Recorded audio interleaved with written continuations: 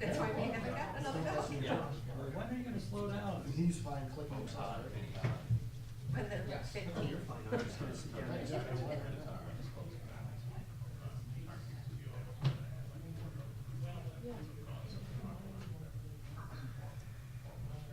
I've heard nobody's really had any success.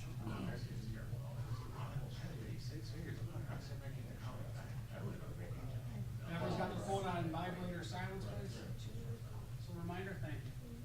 Mark will be right down.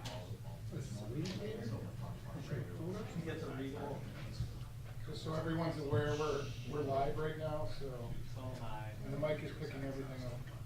All your secrets are being revealed. We're streaming. That's why everyone should run silent. Everybody go standing up and cheering during that shot, okay? But I'm just so excited. Look, I see like a new color. Who doesn't love a budget announcement? Love a good budget. Huh? Is there a better way to start a project? No, some of us live for the rating. Yeah. More like pretty short That was straw. my philosophy when I got white. My husband was like, "Don't do it," and I was like, "No, you know what? I'm gonna do it." I'm just gonna do it. I'm gonna do it.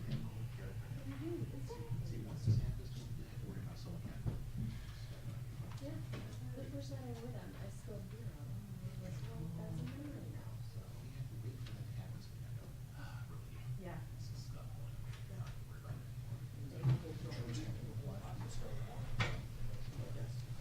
Come on, folks, 30 seconds.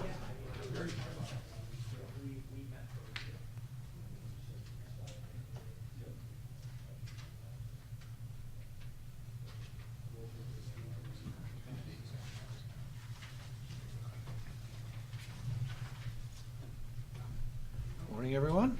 Hello, Kendra.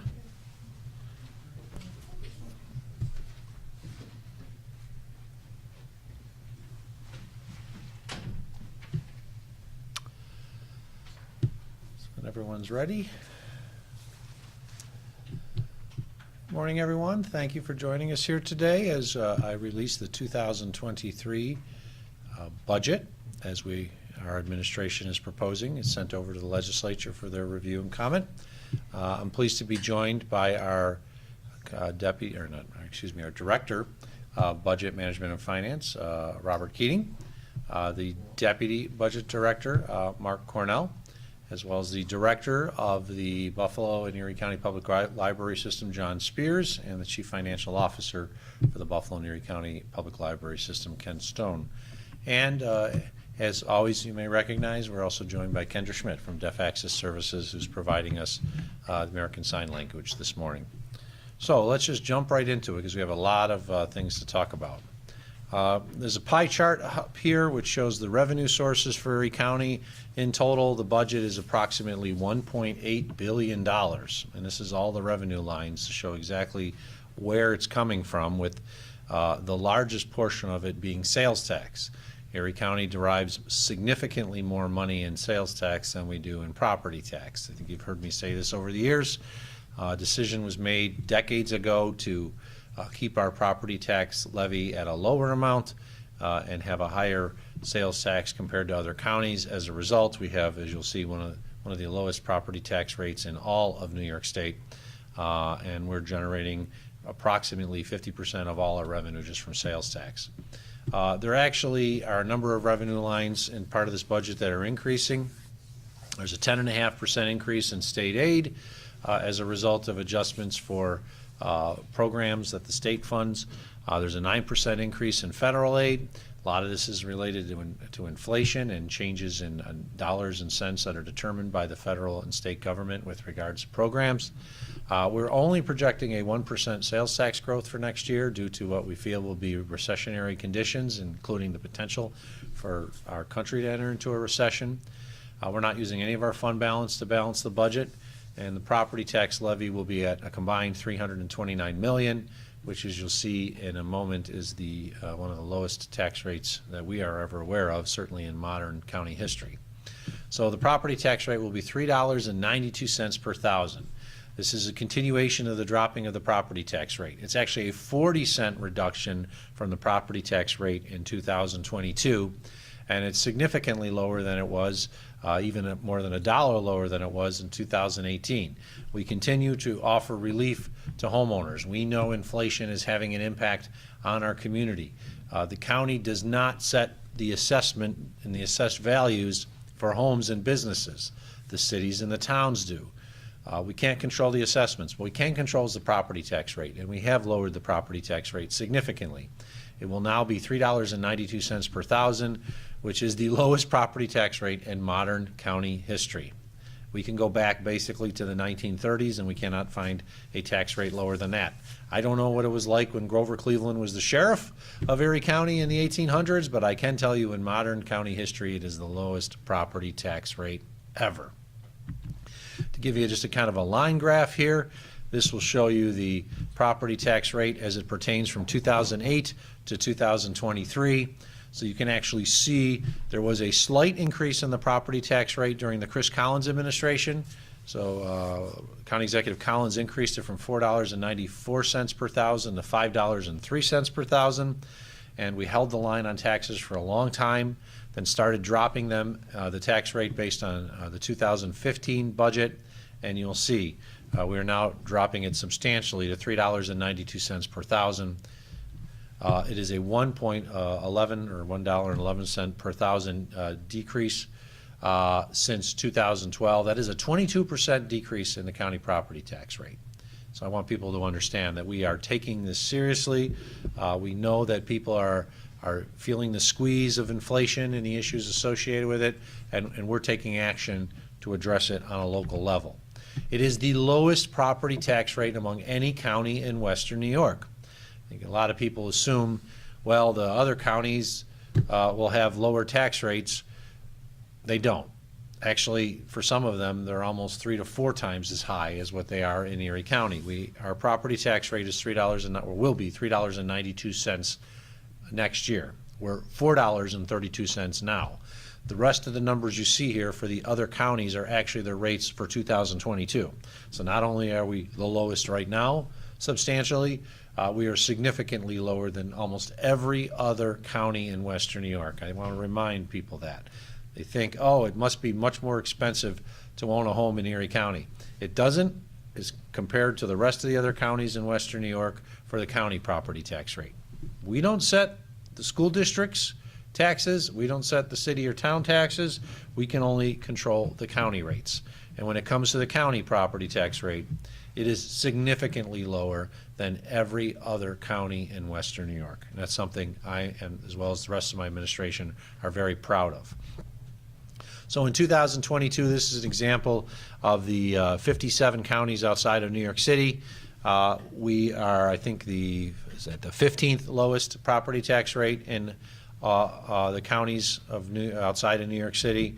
And after the reduction in 2023, we will drop to the 13th lowest property tax rate among all counties. We are lower than Monroe County, where Rochester is. We're lower than Onondaga County, where Syracuse is. We're lower than Albany County. Or excuse me, we'll be almost the same as Albany County. But for all the other major upstate communities, we are significantly lower. There are some, especially in Long Island and downstate, where the assessed value of the properties is ridiculously high. Their tax rates are a little lower. But when you compare it to pretty much all of the counties in upstate New York, we are one of the lowest. And I wanted to give an example of what this means for homeowners, because often you say, oh, the tax rate's going down, but it doesn't affect our taxes. Well, it does. So Cheektowaga, there's been a lot of discussion about what's gone on Cheektowaga in the last year and a half with regards to assessed values. People are going to assume, oh, my taxes are going to go up in Cheektowaga as it pertains to Erie County. Here's a house on Barbados Drive. It's kind of an average house in Cheektowaga. Zillow's market value was $275,000. The assessed value for 22 was 188. The preliminary value for 23 is 217 because it went up. But guess what? Because of us dropping the county tax rate, the homeowner of this home on Barbados Drive in Cheektowaga will pay a little less than $5 in taxes than what they paid last year. I know it's not huge. It's not a ridiculously big amount. But if you asked the homeowner in Cheektowaga that are you expecting to pay more in their county taxes in 2023 than 22, they'd probably say substantially more because the assessed value of their property went up by a lot. Well, in effect, they're actually going to pay $4.73 less. Here's a home in town of Boston, Lower East Hill Road, nice house in the town of Boston. Recently saw changes in their assessed value in the last couple of years. There will be a $44.17 reduction compared to what they are paying currently. Another example of how the property tax will, for the county, will be less than what they paid in 2022. Now, this one goes up, but I wanted to show this one because the town of Lancaster has seen ridiculously increasing home assessments. The values of the homes in the town of Lancaster have shot up tremendously in the last couple of years. This homeowner will see a $16 increase. So we didn't want to say every homeowner is going to see a decrease, because usually what happens when you do reassessments is 1/3 of the homes go up, 1/3 go down, and 1/3 stay the same. That's kind of usually what happens. So we did want to give an example. But based on what you would expect in the town of Lancaster, people would have thought there have been hundreds of dollars of increases in the county taxes for this home in Lancaster. It is going up, but only $16. Tonawanda. Here's a house in Tonawanda, really nice house, Belmont Avenue.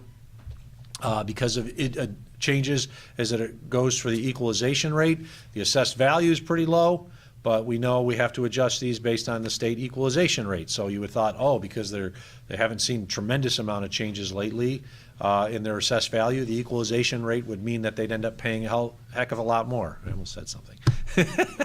And in fact, they're actually going to pay $20 less. $19.89 less in 23 than they did in 22. And here's a home in West Seneca, very similar to a lot of other homes in West Seneca. Once again, the assessed value is lower because they haven't had recent reassessments, so that means New York State's equalization rate kicks in to basically increase the value of their home for assessed value as it pertains to the county. You would think then that they would end up paying more in taxes. It's actually, tax will be $11.07 less at the $3.92 tax rate for the county than it was last year at the $4.32 tax rate in the county. So I wanted to show the actual examples of homeowners across Erie County. We've got rural communities, and then here we have, of course, the city of Buffalo. City of Buffalo went through a big reassessment. This is the first year that the county will be taking advantage, so to speak, of the reassessed values associated with the city of Buffalo's properties. This house on Woodward Avenue, beautiful home in the Parkside area. Assessed value, $365,000. So there was a big jump up, we know, in the assessed value because of the impact that's really going to have on the county, but they're not going to see an increase in their taxes as it pertains to Erie County. It's less than $1 they're going to pay in 2023. But I think it's important for the public to understand that just because your assessed value of your property goes up does not necessarily mean that you're going to pay more in property taxes. And here's a good example of it. This is the property was reassessed for the city taxes effective 2022, but it's really the first year that the county is taking advantage of the reassessed values in the city of Buffalo. Because by the time they finished the assessment in the city a couple of years ago, it was too late for us to apply it for the 2022 tax year. We had to wait till 2023. After all was said and done, I'm sure this homeowner was expecting a big increase in their property taxes for the county. They're actually going to pay 96 cents less.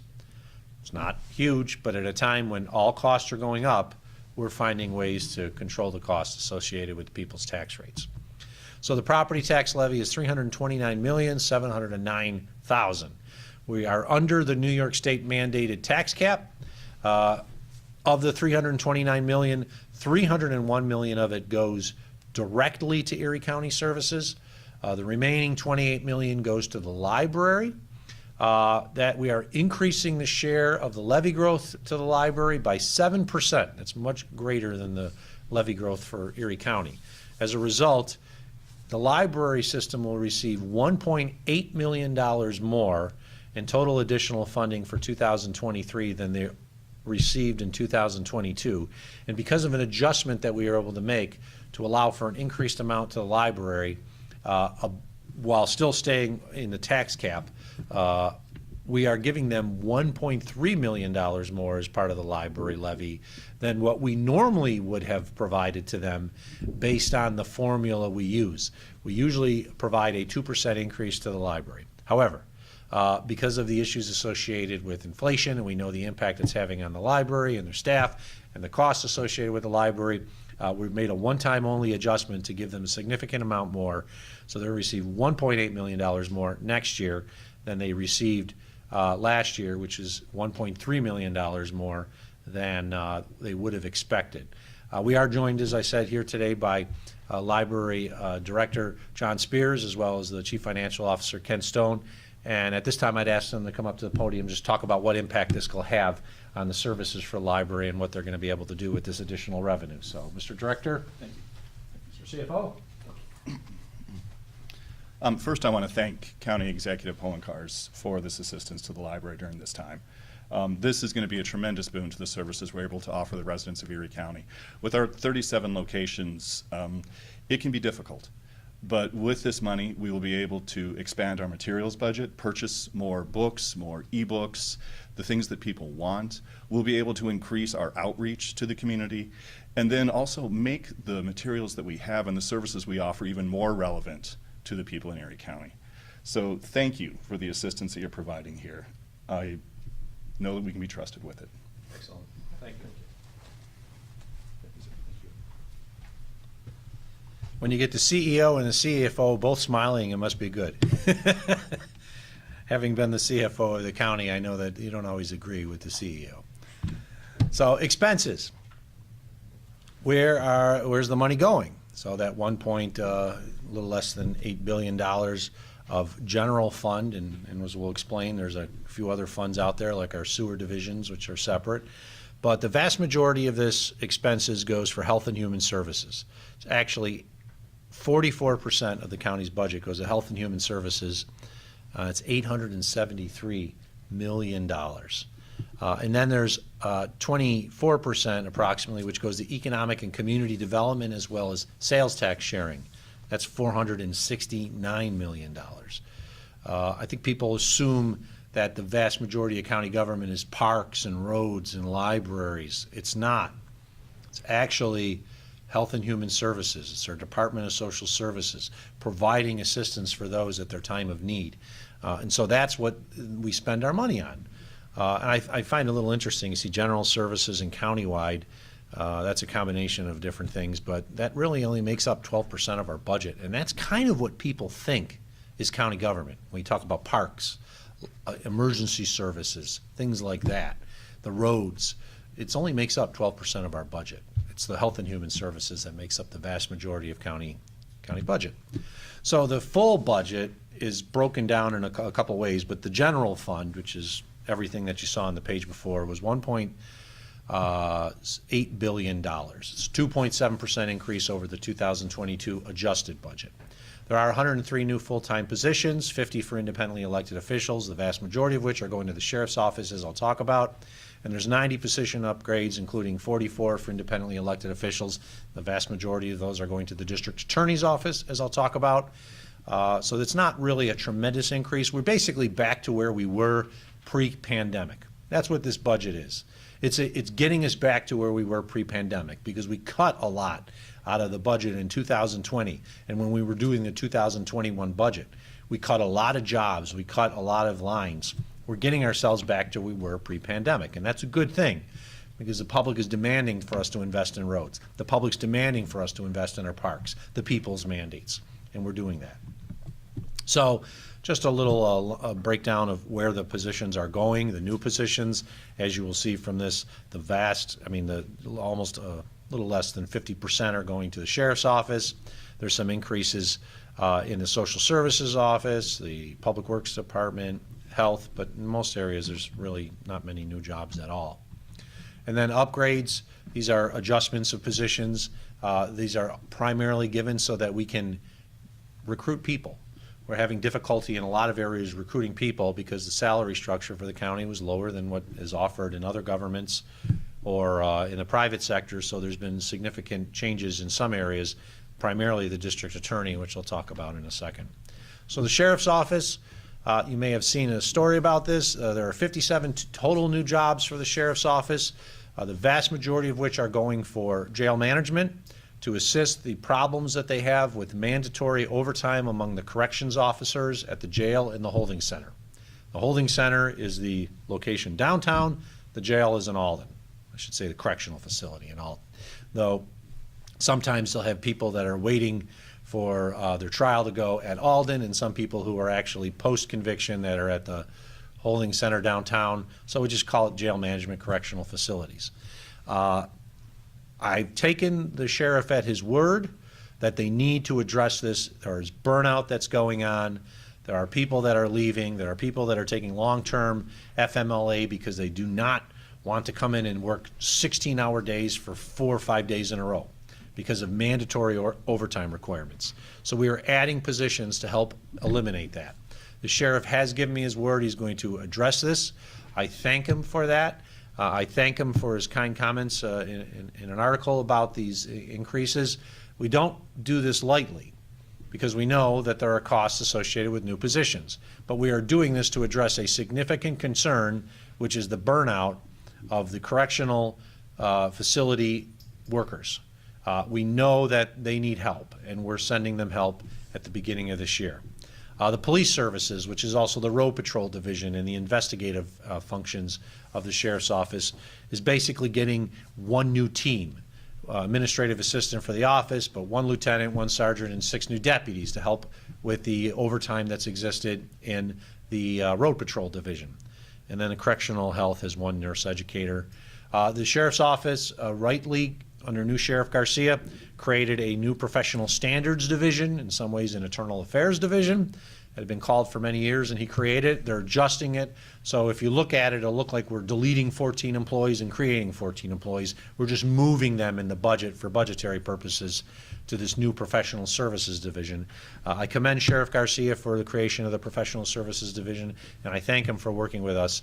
And I certainly thank him for his commitment to reduce the mandatory overtime, which has been a problem for a long time in the sheriff's office's correctional facilities. District attorney is seeing a significant increase in their budget, 2.3 million, actually 2.4 million basically, with 32 total position upgrades. The primary reason is they're having difficulties filling the positions, and then when they train individuals and they become like mid-level district attorneys, they leave. They leave to go practice in the private sector. So I've spoken to District Attorney Flynn on multiple occasions about this, and we're making some significant changes in the district attorney's office to increase the salaries, to give them an opportunity to hire people for the lower level district attorney positions. When I say lower level, I mean I should say starting level, and then keep people there once they've trained them and they're in the district attorney's office for a number of years. I thank the District Attorney Flynn for working with our office to show us the need, why this was necessary, and to make recommendations, the vast majority of which, not all, we followed. And then there's, as we talked about other departments, there's only 14 new positions and position upgrades around the rest of county government. So the vast majority of our new investment is for public safety and law enforcement. It's to address the issues that we know exist in the sheriff's office, to address the issues that we know in the district attorney's office. The district attorney's office has many more responsibilities now than they just had 4 or 5 years ago with the discovery law changes, and we are investing in public safety and law enforcement. I know it's a particular key issue among the public. We are a little different than the normal police departments. We do have the Sheriff's Road Patrol, but we provide significant services in the law enforcement and public safety end, and we're investing in those areas. Big change is the salary structure associated for managerial, confidential, or appointed high-level officials. We are creating a salary system for them. They will no longer be considered hourly employees. We had to make an adjustment based on the Fair Labor Standards Act. We had to do some adjustments legally to do that. We've put that in the budget document.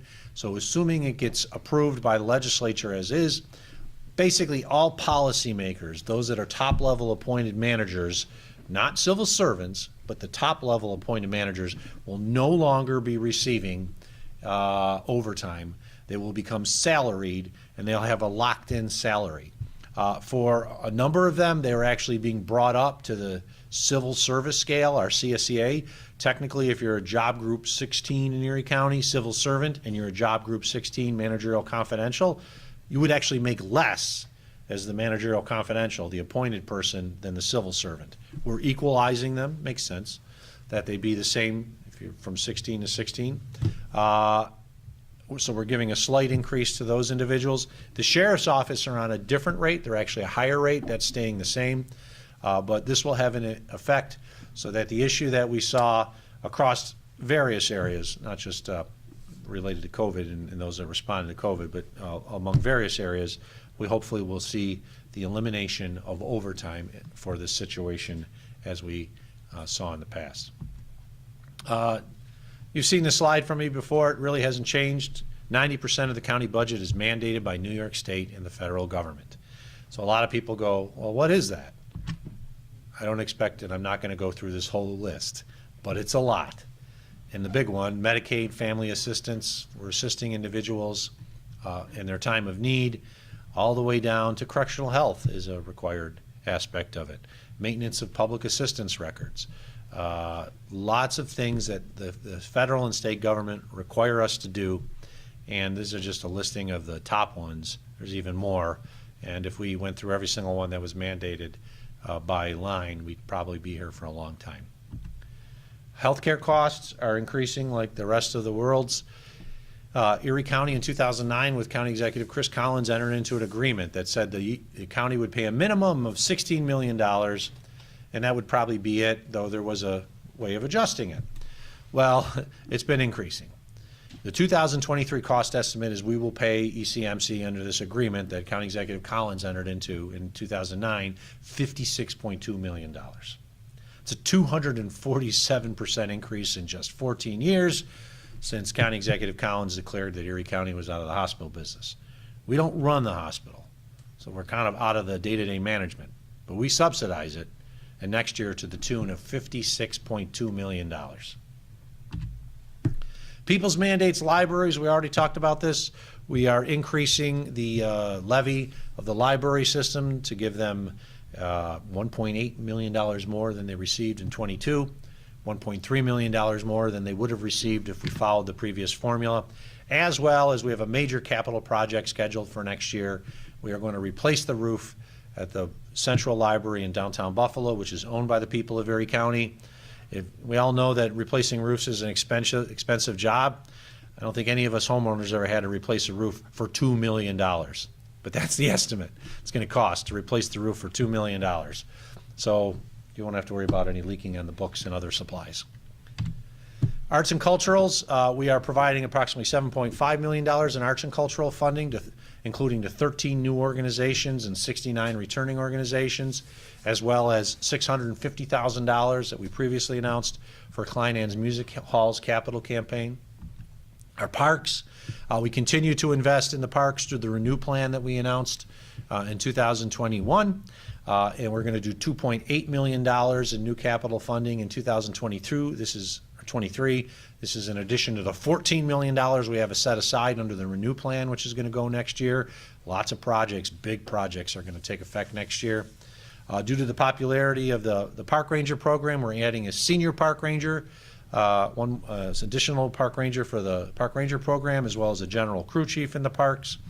And 4 new seasonal positions, including 2 lifeguards and 2 golf course supervisors. I will note that while the city of Buffalo and other municipalities had trouble hiring lifeguards, we did not. We had our full complement of lifeguards this past year at Went Beach, and we expect to do that again next year. The Renew Plan, I briefly highlighted this. $123 million was allocated in late 2021 for a lot of projects. Many of those projects are really taking effect now and will take effect next year. So we allocated the money in 2021. It's just been sitting there, but is really being spent now. If you go by the convention center, you see the work that's going on to replace the facade. New greenhouses will be at the Botanical Gardens, new highway barn at our Harlem Highway Division, lots of other things that are going on. And the big one that should start next spring is the $34 million investment to create the new ErieNet open access broadband system for all of Erie County. Approximately 400 miles of broadband lines across all of Erie County, and that should start next spring. And then we have big projects in our sewer division, including $31 million to ensure we have clean water in Lake Erie. I think we saw the story recently about how Lake Erie still isn't as clean as it could be. Well, one of the biggest ways that affects the cleanliness of the lakes outside of agricultural runoff is issues associated with discharges from sewage treatment plants. Erie County owns some major sewage treatment plants, and we're going to invest $31 million to ensure that they are at their cleanest capacity, so to speak. Highways and roads and other stuff. $85 million in total capital projects, which is an $8 million increase from last year, of which $37.6 million is highway and bridge projects. Here's a listing of some projects that are going on next year. Kenmore Avenue in Tonawanda, Abbott and Willett Roads in Hamburg and Lackawanna, Goodrich Road in Clarence, $2.3 million for Sharp Street Bridge, just one bridge, $2.3 million. I want to highlight that. Bridges are very expensive. Bridges are very expensive. And the Sharp Street Bridge is not a huge bridge, but it costs $2.3 million to replace just one bridge. $1.7 million for Vermont Street in the town of Holland, and I want to thank the town of Holland because they've agreed to take over Vermont Street from the county after we have repaired it. This street, if you know where Vermont Street is, it goes straight up the hill from Main Street in the town of Holland. It's not always the easiest to upkeep because it gets a lot of runoff, but we're going to invest $1.7 million in Vermont Street, and the town of Holland has agreed to take over ownership of that street and the costs associated with it in the future. We're investing in our highway divisions, 9 new positions, including 5 new crew chiefs, because we basically have 5 new crews, 2 sign shop fabricators and other things, just investing in our road and bridge infrastructure and the people that work it. SUNY Erie, we're maintaining our $19.8 million contribution, though we are reducing the community college chargebacks, which will save taxpayers money because that eventually would have been sent back to taxpayers. And then we are investing $6 million in capital for community college next year, $3 million to replace their ERP computer system, $2.5 million for their phase 2 of the SUNY Erie Facilities Master Plan, and then $500,000 towards a $5 million new sports field complex at the North Campus, in which it's a combination between Erie County, SUNY Erie, New York State, as well as Amherst, because Amherst is contributing $2 million towards this. It will be used for the community college during community college activities, and then when it's not, the town of Amherst will have opportunities to use it. The first phase of that project will be soccer fields and softball, baseball diamonds, and eventually there's a goal to add other things there in the future. So that's a big project that's coming forth next year. Debt retirement, we've retired a lot of debt. When I came into office, Erie County had $416 million in principal debt. We've retired $158 million since 2012. We are now down at the end of this year to $258 million, and we recently have been upgraded to AA, the highest rating that Erie County has had since really we got its first credit ratings in the 1970s, which will allow us to retire more debt in the future. And this is a nice little chart that shows the Erie County debt, what we've retired, the total that's new issued, and and how much we have at any one day. So that's a big thing that we've been able to retire debt because that saves us debt service costs in the long run. And we may have another big project coming forward that will require us to potentially borrow some money. And I'm proud to say that we've retired during my administration $158 million in debt. It's a lot of money. So the budget, it's fiscally responsible, provides for the important services of our community, reduces the tax rate to the lowest tax rate in modern county history, does stay under the tax cap for New York State. It funds the people's mandates like libraries, arts and cultural, roads and bridges, parks, and provides a major new investment in our law enforcement capabilities to ensure that our staff are not getting burned out and treated poorly because they've got to work ridiculous hours, or that they leave because they can make more money elsewhere. It's a 4-year plan. One final thing. The 4-year plan is also part of the budget because we still have a 4-year plan that we provide to the Buffalo and Erie County Fiscal Stability, or the Erie County Fiscal Stability Authority, and it projects 2% property tax levy growth in future years, modest sales tax growth, and if there are small deficits, they can be easily closed. So it's all an example of how we're leading the way once again for relief for our homeowners, as well as ensuring that we can provide the services in a fiscally responsible manner. That I'll open up to any questions. First on topic.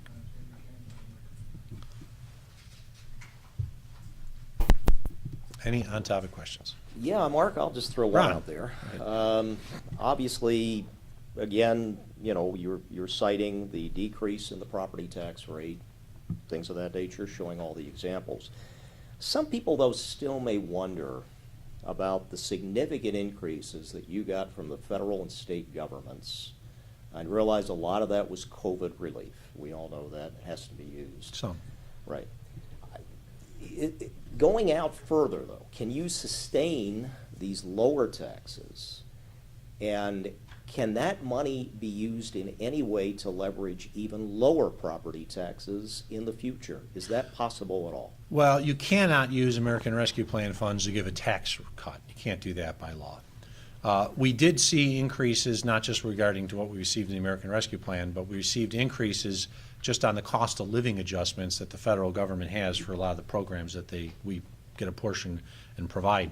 So it's not as if the federal government is giving us just a one-time only hit. That will continue because it's a cost of living adjustment, which means it continues. When they do another cost of living adjustment, it's based off the prior cost of living adjustment from the prior year. Yes, we should be able to handle this. We are seeing increased revenue. We have seen increased revenue with regards to sales taxes. We are projecting a 1% growth on where we think we'll finish 2022, but we have seen increases in sales taxes, revenue that is. We haven't increased the tax rate. We're seeing new revenue. We are concerned, I should say, I am very concerned about what could happen in the next year. The New York Federal Reserve President, John Williams, joined me last week, actually here in the Rath Building, and his staff, and we had a very, very good conversation about where we think the economy is going and what to expect. And while he wasn't going to make any specific predictions as to this is where it's exactly going to be, he does expect inflation to moderate, but that there may be a recession as a result of that, to getting there, so to speak. So we are just being very conservative on the sales tax estimate. But yes, we feel comfortable that we'll be able to meet these obligations in the future with incoming revenue. And if we do have increased sales tax above our projections, well, then that covers any new, or provides us new money that we weren't anticipating. Any other comments or questions on the topic? I can't imagine you'd have any other questions on any other topics. So I'll open it up to see if there are any questions on any other topics. Yeah. Well, go to Braden. You got a question? No, okay. Ron, go ahead. You know, the CBA, everybody's wondering about it. Some people have even speculated that is what is holding up getting the stadium deal done. Knowing again that you've got another deadline, and I know you've said that in past negotiations these things can just take time, but are we getting to a point here where we're starting, some parties maybe realizing that this is not as easy as they thought originally it might be, not that you did, but maybe others, and is optimistic that we've got a done deal here? Are there still too many loose ends there? The question was with regards to the Bills agreement, and it's taking a little longer than some people thought, not necessarily as long as I thought it would take, in other sticking points. We've negotiated for quite a number of weeks now, and we still have almost every one of the agreements that still has to be finalized. Not all the terms are agreed to for all the agreements. Not just one agreement, most of the agreements. And they're very complicated agreements. The construction coordination agreement in some ways is the most complicated agreement of all, because it determines how money is going to be spent, the requirements for MWBE participation, the issues associated with when you put your money in, how it gets taken out, how it gets approved, who's going to approve any construction changes. That's complicated. It is not simple. When people say, well, how's it taking so long? I said, just remember, if you've ever had a house constructed, nevertheless, if you bought a new house and all the documents you sign when you get a mortgage, you know how long it takes, you sign in 40, 50 documents. But then if you've built a house, you got construction documents, you have construction loan documents, everything associated with that, how it converts over to a long-time permanent loan and the documents associated with that for a $200,000 or $400,000 house.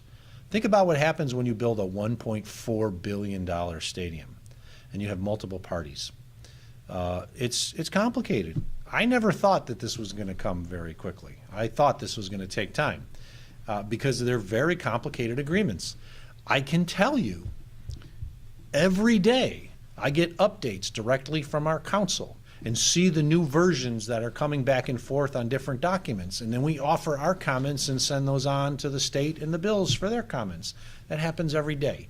So we're progressing, and everyone is working in earnest to get this deal done. I never thought it was going to get done by the time period that was originally announced.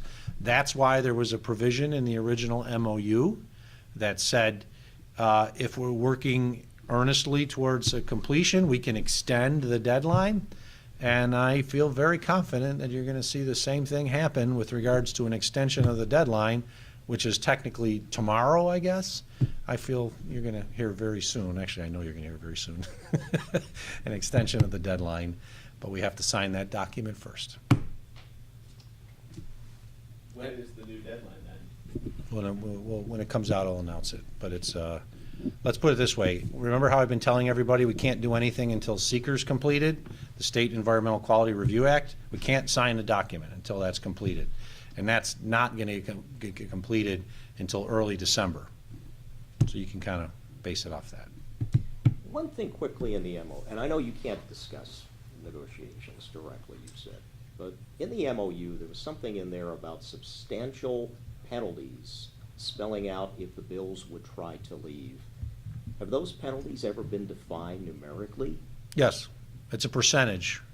It's a percentage of the investment that is a declining amount based on every year we go further from the construction. And that's part of the negotiations that's going on. But that's actually less contentious because we have a standard that we set with the renovation where the penalties, if they tried to move during or after the renovation, we would get a certain amount back. That's going to be all in the documents. And the final numbers are going to be seen so everyone will understand if the bills tried to break the lease and they were allowed to move, how much money they'd have to pay to the community. So those numbers are still being worked out? Well, I wouldn't say still being worked. I think we have an agreement on the percentages is how Can that you would share go. them? No, I'm not going to share them at this point. Because we have a general term. We have a general agreement that until every agreement is completed and all terms are agreed to, theoretically no terms are agreed to. Because if we agree to something and then we agree something else and it changes the impact of the prior term that we agreed to, we'd have to go back and take a look at it. So the general thought is when we're ready and we'll issue the full agreement, all full agreements, and there's going to be a lot. You'll have a better idea. But this is not that much different than what we did in the renovation, and we had this agreed to in the renovation, where there was a declining percentage on how much the bills would have to pay if they left after the renovation based on what the county and the state had previously contributed, which if you remember, we talked about a $400 million penalty clause then. And then it would decline year to year to where theoretically in the last year of the renovation lease, it would be zero. So we're going to follow a similar formula. Sandra. In your last negotiated deal over the stadium, you had said that even after you agreed to the major terms of the agreement, there were a number of things that fell apart and had to be renegotiated afterward. How is this different and how is this similar? Or is it different? I remember when you talked about the major terms of the agreement for this deal, you didn't think there would be a major renegotiation over any of the major points.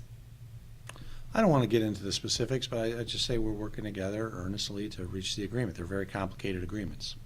But everyone seems to be holding true to the terms of the MOA, Memorandum of Agreement, or MOU, and Memorandum of Understanding, which is the county is going to put in $250 million. The state's going to put in $600 million. The bills are responsible for the remainder, a portion of which will be paid for by personal seat licenses. So what was seen in the MOU, those major terms, that hasn't changed. It's getting it documented in very complicated agreements that is being resolved and dealt with right now. And I'll give you a good example.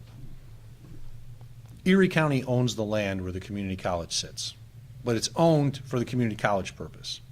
So the SUNY Board of Trustees eventually has to approve the transfer and out usage of the land for community college purposes. So last week, or a week and a half ago, the Community College Board of Trustees approved the transfer, basically, of the usage of the land. That's something that all has to be part, and the attorneys had to work on, and that's one facet of it that was completed publicly, but that's the kind of stuff that has to happen before we can say, here's the final deal documents. And then I take them to the legislature for their final approval. This is complicated. And the lease, a new lease agreement, because I know that's part of the whole process here is getting something where, while the stadium is being built, they gotta have a home to play in, so that's part of the whole. Yes, it's what happens, there's interim agreements, we have to extend the existing agreements to do interim agreements while the current facility, or I should say the new facility is being built. There's permanent agreements for the long term. It's kind of like a construction loan for a house. You have a construction loan for a house, and then you have to enter into the final loans for your mortgage and so forth. So we're basically working on the short-term agreements, the non-relocation agreement, the extension of the lease agreement, the extension of the sublease agreement because of the way it's written. There's lots and lots of documents. And it just takes time. And I thought it was going to take time, and it is. But there's good work that's being done by all to knock out additional terms and agreements, and hopefully soon we'll be able to say we're done. We're just not there yet. Leah. Talk a little bit more about the sheriff's office and the challenges it's facing with recruiting and retaining officers and how that's impacting taxpayers, and then also how this budget could offset that. Well, the sheriff's office has had a problem in its jail management division with regards to staffing. They're required to provide a certain number of people at any one time to provide security at the holding center downtown and the correctional facility in Alden. And if they don't have enough people available to fill those, they have to still fill the position. So they can mandate overtime. Very few places where you can mandate overtime. You tell someone who's just worked an 8-hour shift, you have to stay and work another 8-hour shift. So that's the problem that they've been dealing with correctional health. They're losing employees who are quitting because they're just like, I don't want any more of this. So what we're doing is we're adding more employees so that when someone's 8-hour shift is over with, they can go home. They're not forced to work another 8-hour shift until they get someone else that replaces them after 16 hours, because they can't really work more than 16 hours for legal purposes. So the impact is right now we're paying a lot in forced overtime, and the goal is, because overtime is paid at a higher rate than regular time. So the goal is, if we create these new positions, we'll reduce the forced overtime, which will reduce the cost to the county by paying at the higher rate that overtime's paid, and we'll keep our employees who will feel satisfied because they're working an 8-hour day and not being forced to do 16-hour shifts and then leaving completely burned out, knowing they got to come back to work in 8 hours and do it all over again. So this will hopefully alleviate that problem. But there's still going to be an issue with recruiting, because that's been an issue, right? There's been an issue with recruiting. I believe they have a class coming up where they're going to train new individuals. But I think by telling the folks and showing that we're making a commitment to invest in the sheriff's office, correctional divisions, it'll make it a little easier on recruiting purposes, because people will say, well, you know, I don't mind going there and working if I got an 8-hour day. I don't want to go take a job there if I'm going to be forced to work 16 hours for 4 days in a row. So I think this will help with recruitment, and the sheriff has said he believes it will help with recruitment too. Same thing in the district attorney's office. The increased salaries should help with recruitment and put them at a level where they should be. The current starting salary for an assistant district attorney is $60,000. And if you know what it costs to go to law school and have law school loans, and I went to law school, that's not a lot of money in today's day and age, considering what you could make in the private sector with law firms. So we're basically increasing the starting salary to $75,000 in the district attorney's office, which we believe will certainly help them with recruitment and will eliminate the problems they face right now. Any other questions? Back on the build stadium, the MOU made some hints here and there that sustainability, eco-friendly stuff is going to be part of the new stadium, and a lot of other NFL stadiums that have been built in the last decade, they kind of go for LEED certification. Can you comment on whether or not getting LEED certification for this new stadium is part of the talks? I do not believe that they'll be getting LEED certification, but I can tell you it is going to be much more economically friendly or environmentally friendly than it is right now. And I'll give you two big examples. First off, on electricity usage, that stadium is a complete terrible draw for and costly for powering it, because it basically has electrical systems that were designed in the 1970s, and you can replace some light bulbs and things like that, but it is not an environmentally friendly stadium when it comes to the electricity load. And then stormwater, there is actually no stormwater plan at the current facility. Everything that's stormwater drains into Smokes Creek, which means everything that's in there goes into Smokes Creek. So if there's salt that's put down on the parking lots, that drains into Smokes Creek. There's nothing with regards to stormwater controls associated with the existing facility. That will exist with the new facility. It's part of the seeker analysis. They're actually going to release next week some updated seeker documents. So you should look forward to that, and included in that will be the environmental components associated with it. Off the top of my head, I do not believe they're seeking LEED certification, but I do believe, and I do know, it will be much more environmentally friendly in many aspects than the current facility and the complex is right now. Have you heard any explanation as to why not seek LEED? Cost. It probably add hundreds of millions of dollars to the cost of the football stadium. I know when we do LEED certification associated with buildings in Erie County, it adds 15 to 20% alone on the cost if we didn't do a LEED certified building. And we have a local law that provides that county-owned buildings, new ones, do need to have a LEED Silver certification. And the other thing too is it's an open air facility, so it makes it a lot tougher to do LEED certification regarding the heating elements and stuff like that when you still will have technically an open air facility. But it is going to be much more environmentally friendly. That I can guarantee you. Just on the reduction in electricity, which of course means a reduction in the powering and the production of electricity, as well as stormwater. We're going to have a complete stormwater system to control the release of stormwater so that it just doesn't go straight into Smokes Creek like it does today, taking with it whatever the heck may be in the stormwater. All right, everyone, thank you very much. I hope you have a good weekend, and go Bills, beat the Chiefs. Take care. Thank you, Kendra. She's got the toughest job of all. It was an hour straight.